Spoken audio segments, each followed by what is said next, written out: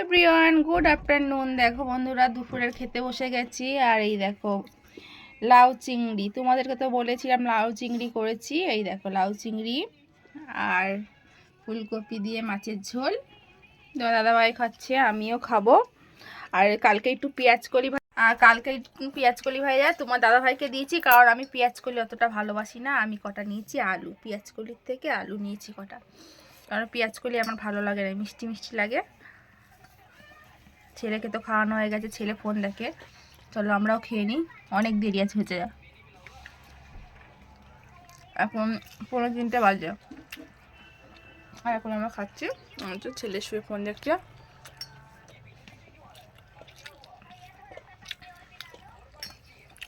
চলো খাওয়া দাওয়া করি।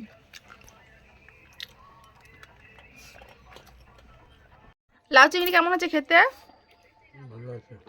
ভালো আছে, কারণ এই কুচো কুচো চিংড়ি মাছগুলো যে কোনো তরকারিতে দিলে পরে তরকারি টেস্ট লাগে, মজে যায়, খুব সুন্দর লাগে খেতে।